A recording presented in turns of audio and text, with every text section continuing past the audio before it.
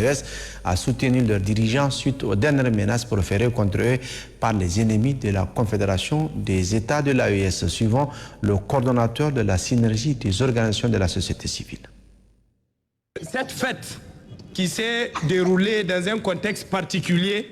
marqué par la volonté affichée de nos ennemis à déstabiliser les États de l'AES. Dorénavant, l'ennemi nous déstabilise avec un chapelet d'actions. S'enregistrent les actions inopportunes des avocats de Sieur Bazoum Mohamed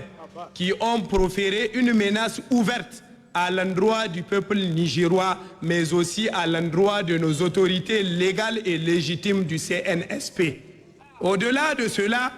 nous avons vu les menaces sécuritaires qui sont en train de planer sur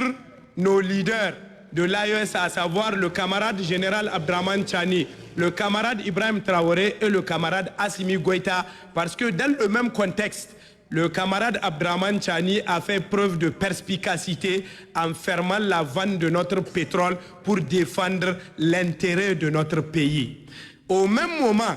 la question de la réouverture de la mine de l'uranium d'Imouraren, le gouvernement du Niger a fait preuve de patriotisme en disant que seul l'intérêt du Niger doit primer. Et donc, face à ces actions qui ne sont pas exhaustives, nous, acteurs de la société civile réunis autour de la synergie, décidons d'inviter nos compatriotes à rester plus que jamais soudés, dressés comme un seul homme autour du CNSP, parce que notre pays s'est inscrit dans un tournant décisif d'affirmation de notre souveraineté et de restauration de notre dignité. C'est pourquoi nous invitons tous nos compatriotes, chefs de quartier, oulémas, élèves, étudiants, fonctionnaires,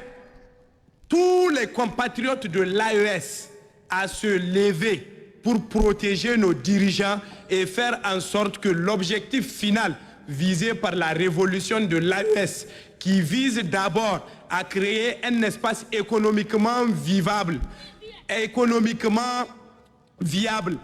et qui va permettre de libérer le continent africain du joug de colonialisme et de l'impérialisme, d'être serein, d'être debout et de faire échec à la volonté de ces impérialistes.